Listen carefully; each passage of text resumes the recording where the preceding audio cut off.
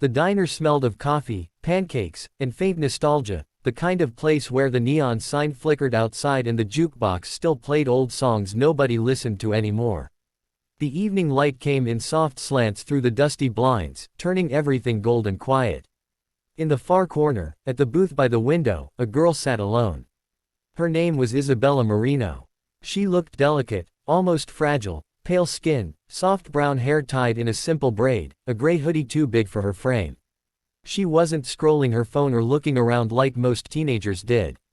She was just stirring her milkshake with a straw, the rhythmic sound matching the slow tick of the wall clock above the counter. The waitress, Ruby, had been watching her for a while. She noticed how Isabella smiled politely when served, thanked her softly, and then went back to her quiet world.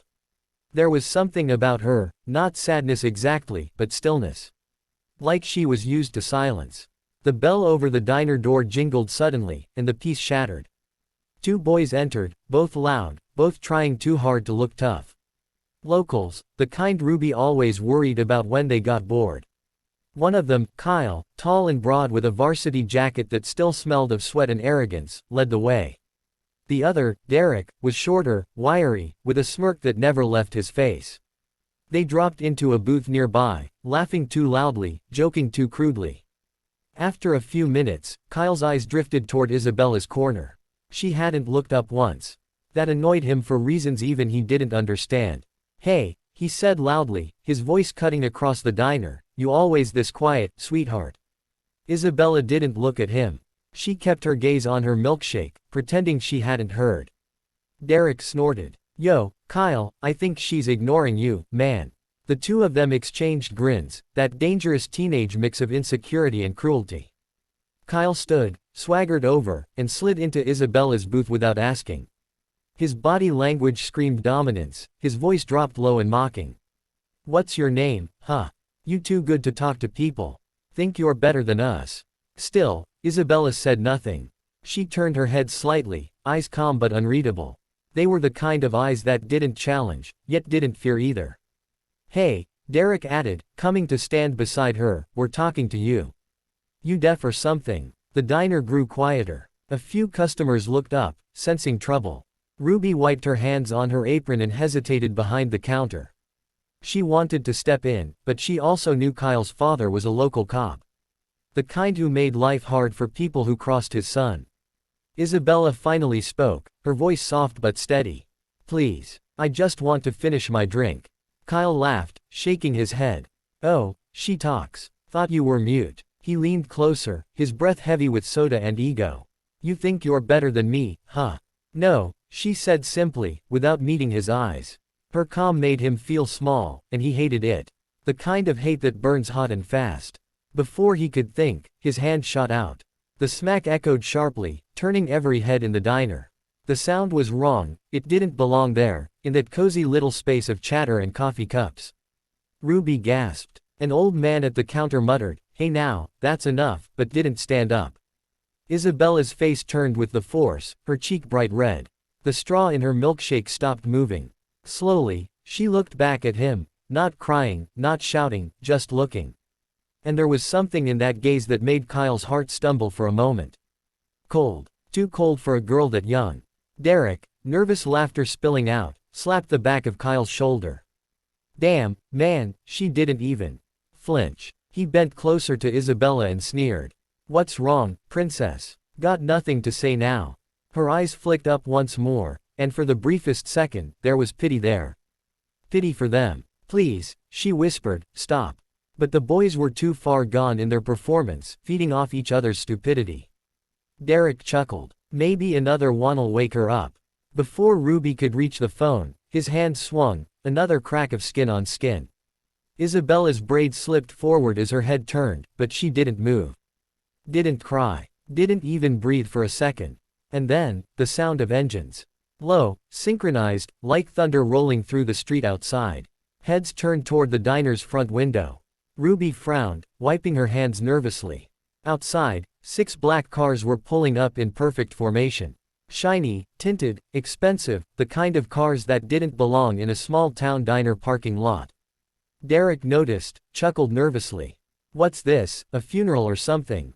The cars stopped. Doors opened. Men in suits stepped out, all in black, all moving with the quiet efficiency of soldiers.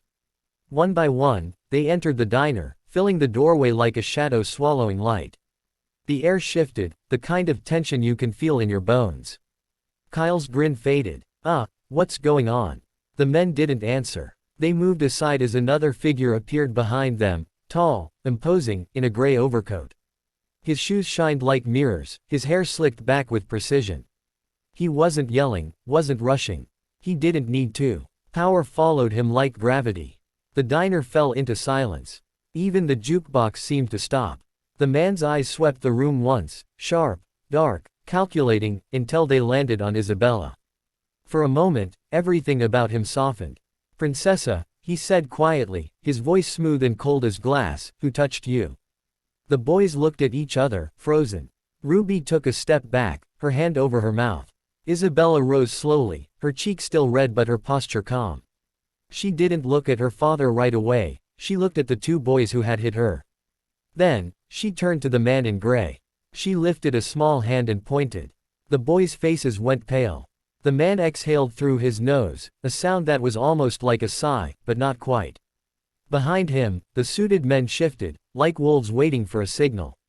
The tension was unbearable. Ruby whispered under her breath, "Oh my God." The taller boy stammered, "Yes sir, we didn't know, she didn't say."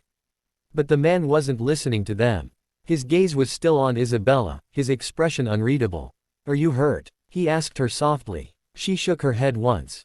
Then he turned his attention to the boys. The warmth vanished. What replaced it was colder than winter air. He didn't need to raise his voice to make them feel small. Just one look, and they knew. The man nodded once to his guards. That was all. Two of them stepped forward, grabbing the boys by their jackets, dragging them up as if they weighed nothing. The scrape of their shoes echoed on the diner floor. Kyle tried to pull away, his voice cracking, Hey, let go of me." No one moved to help him. Through the window, Ruby saw the reflection of headlights glinting off polished black cars. She realized who the man must be, Don Vincent Marino. The name people whispered about. The one nobody dared cross. And the quiet girl who had sat there alone. She wasn't just any girl. She was his daughter. Inside the diner, time itself seemed to stop.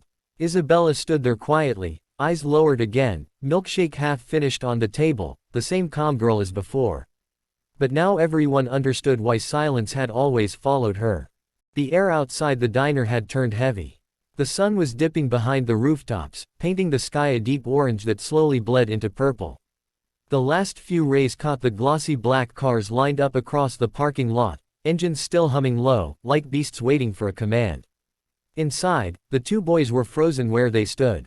Kyle's mouth was half open, trying to find words that didn't exist. Derek's hand trembled slightly at his side, the bravado long gone. The suited men had already dragged them toward the center of the diner, their movements efficient and silent, like people who had done this 1,000 times. The customers sat in stunned silence. No one dared to move. Ruby, the waitress, clutched her notepad against her chest, eyes wide as she looked at the man in the gray overcoat. Everyone had heard rumors about him. Whispers in back alleys, half-told stories about deals gone wrong, about people who disappeared.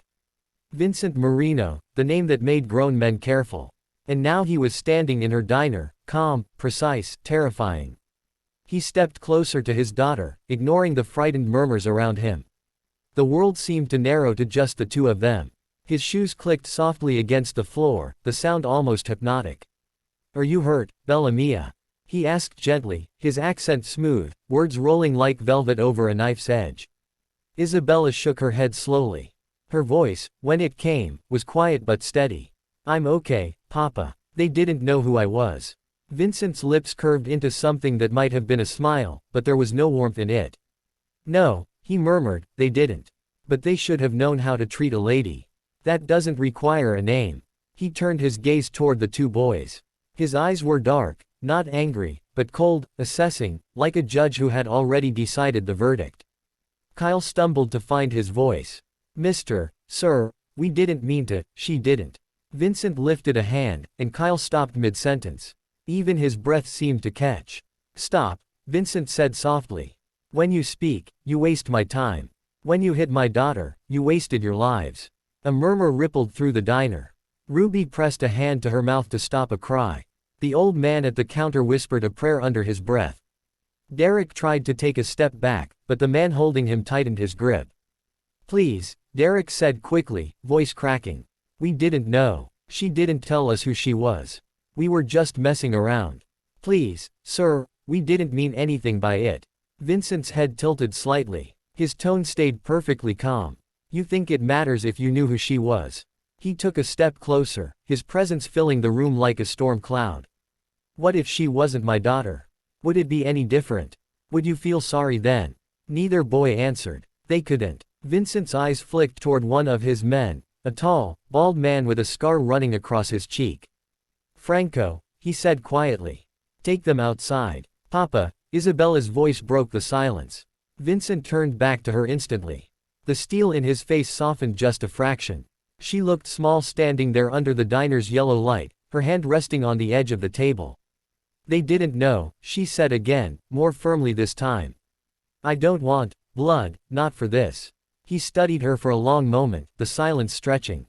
Everyone could hear the soft hum of the cars outside, the ticking of the clock above the counter, even the uneven breathing of the two terrified boys. Vincent finally spoke, voice lower now, almost thoughtful. You have your mother's mercy, he said, glancing briefly toward the ceiling as if remembering something distant.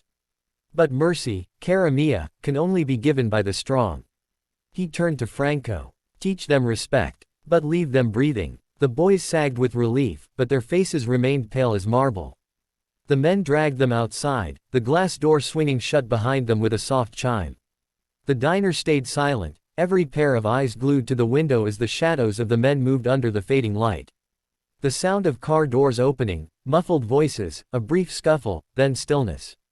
Inside, Vincent exhaled slowly, as if releasing a burden. He walked over to the counter, placed a $100 bill down beside the register, and said to Ruby, for the inconvenience. You saw nothing tonight. Ruby nodded shakily. Yes, sir. He turned back to Isabella, extending his hand.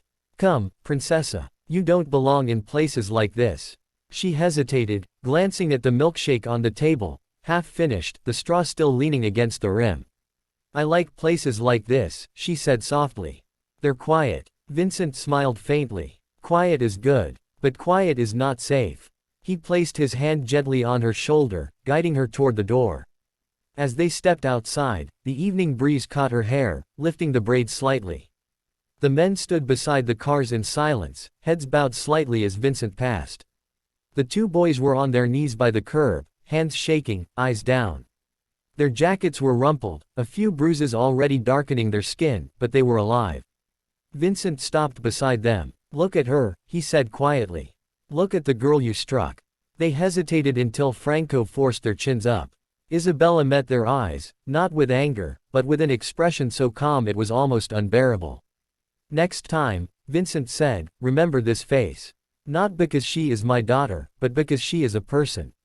If I ever hear you touched another woman like that again, his voice trailed off, but the promise in it made the words unnecessary.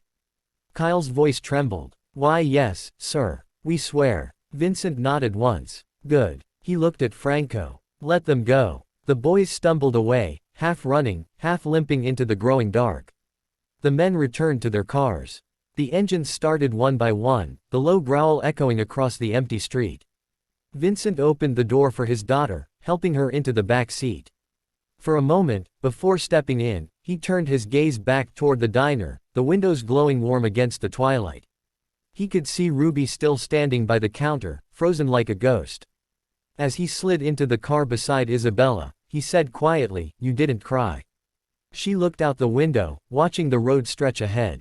You always told me tears don't fix things. He smiled faintly, pride flickering in his eyes. That I did. The cars pulled away from the diner, moving as one, engines low and steady, fading into the distance like a dark wave retreating into the sea. Inside the diner, Ruby finally exhaled. The clock ticked again. Conversations would start tomorrow, whispers spreading across the town, about the quiet girl and the night the Mafia came to her defense. But for now, silence returned. The same silence Isabella had sat in before. Only this time, Everyone in that diner would remember it for the rest of their lives.